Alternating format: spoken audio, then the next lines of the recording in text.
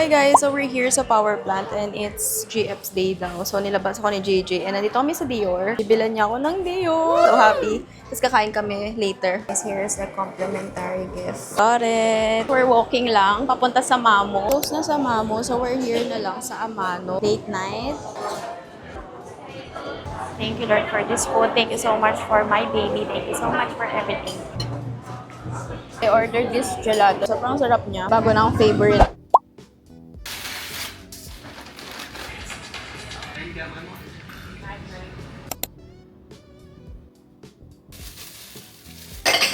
Share ko lang guys yung lagayan ko ng Simos na jar. Ginagawa ko siyang ganito. Hinuhugasan ko tapos natanggal ko yung sticker. And then gagawin ko siyang parang pang oatmeal ko.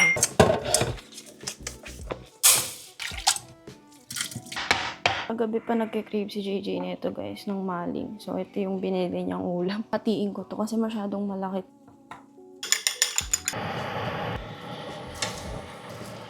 So guys, before ako kumain, inumin ko lang tong coconut milk tapos may chia seeds lang siya.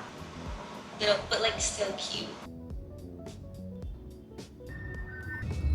Brush po namin si powder foundation. I'm having cocoa. Just got home guys and nag-gym si JJ. Tumaan kami ng grocery kanina. So for tomorrow, chicken breast lang siya. Vita coco, sibuyas, bawang. This is how the pizza looks like. Ang bango guys.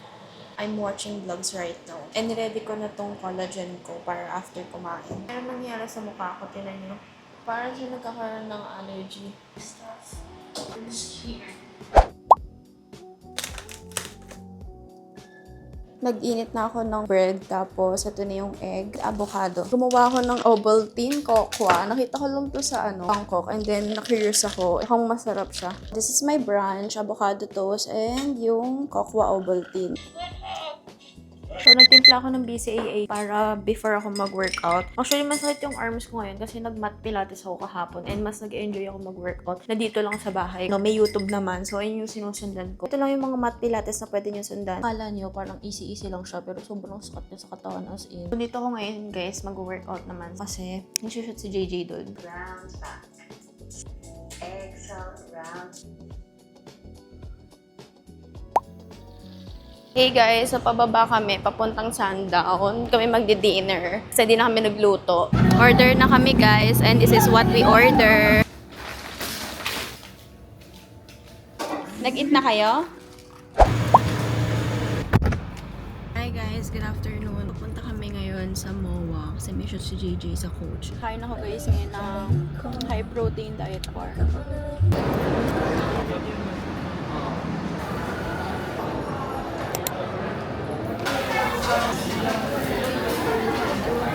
Overkill ka ba idilag na? Oh.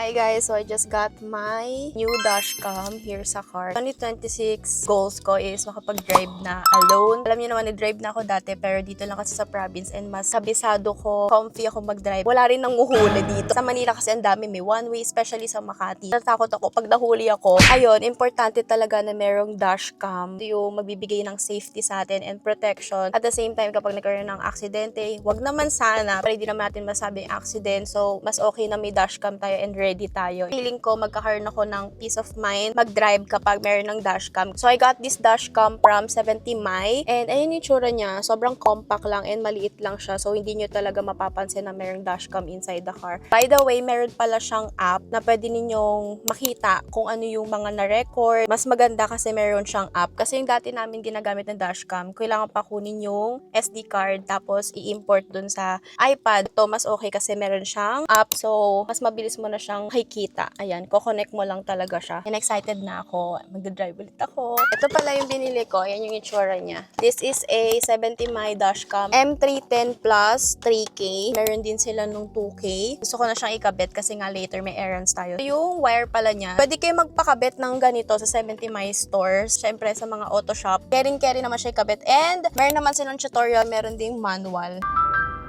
Please connect your app to activate the Okay guys, na-install na natin yung app and mag-a-add na tayo ng device. Itong lens is naro-rotate. Ayan o, naro-rotate siya. Depende siya sa view na gusto ninyo. Meron siyang 360-degree rotatable lens.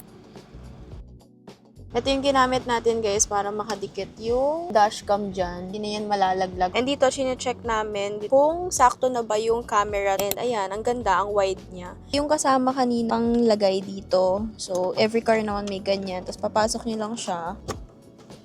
Itong Type-C, yan yung naka-attach. Honestly guys, I have dashcam na before, but hindi ganito kaganda yung quality niya. Itong bago nating dashcam, this records 3K resolution, and even plates, signs, or everything is visible. Good thing kasi medyo manipis lang yung wire, kaya kayang-kaya siyang ilagay dyan sa gilid.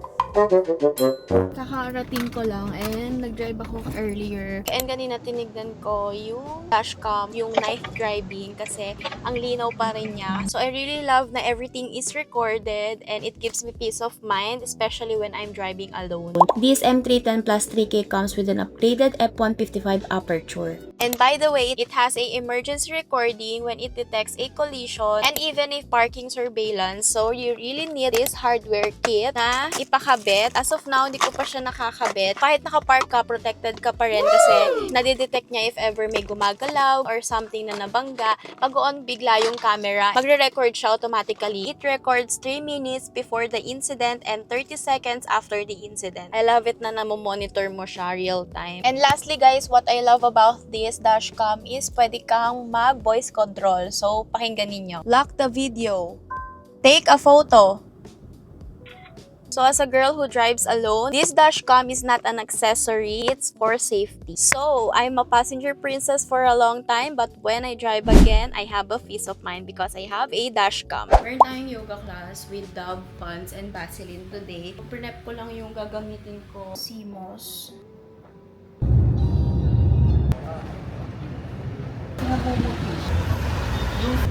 Direct? Ano ba? Nakatayo dapat dito. Nag-order ako ng beef gyudon. Order din kami ng chili mansi, guys. Kasi nagugutom kami. Hey guys! So, Tingnan natin kung may binay dito.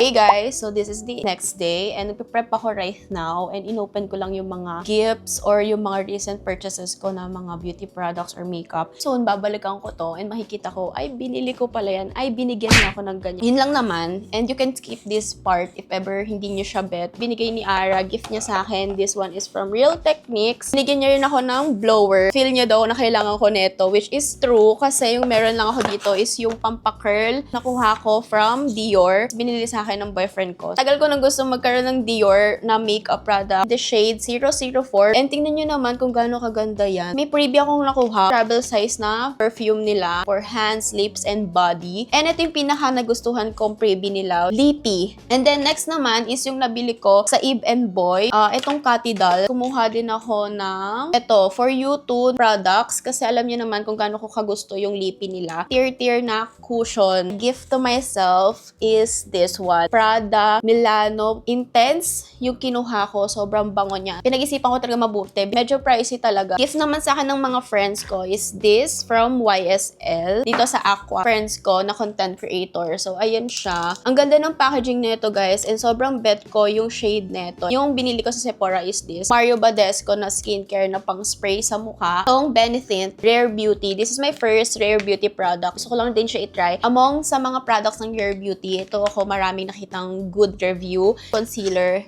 Rhode na blush. So, yung kinuha ko, Sleepy Girl, Rhode Glazing Milk. Perfect siya ihalo dun sa foundation mo or skin prep din. For the last one, bumili din ako sa Sunny's neto. Ang contour powder siya. Yan siya. So, naglaro siya ng ganda-gandahan. Trinay ko yung mga makeup ko, guys. Oh my God, I'm so happy.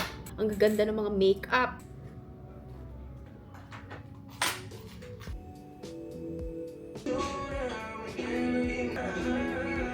Hi guys! So, papunta kami ngayon ng Salcedo Market. Parang nasa 12 PM na. Gamit ko pala yung ating gentlewoman na bag. Ready na kami guys. Sa Salcedo na kami. So guys, we're here na sa Salcedo. Medyo nagugutom na kami. And ito na yung mga flowers. Thank you. Got it. Are you done na? Guys, magkwek-kwek lang tayo for snack. Kwek-kwek ni Kuya. Nauwi sa kwek-kwek.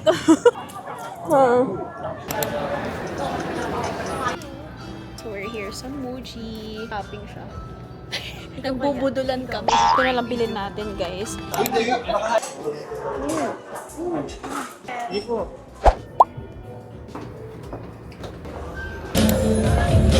Ilang waving at the... Hey guys, so we're here sa Dito event sa my BGC and it's already 11:30. Medyo nagugutom na. Ito pala yung menu for today.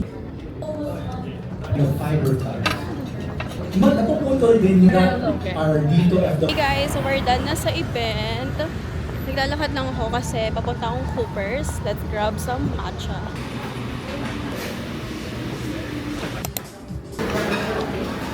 Hi guys, good morning. It's the next day and it's 9:57. Nagpa-deliver lang ako ng pagkain ko kasi nagising ako. Sobrang sakit ng acid ko. In-acid ako malala. Sobrang sakit ng lalamunan ko tsaka ng tiyan ko. Kailangan ko kumain. Kagabi kasi, antok na antok ako. Hindi na ako kumain ulit. Ito, palabok and lugaw.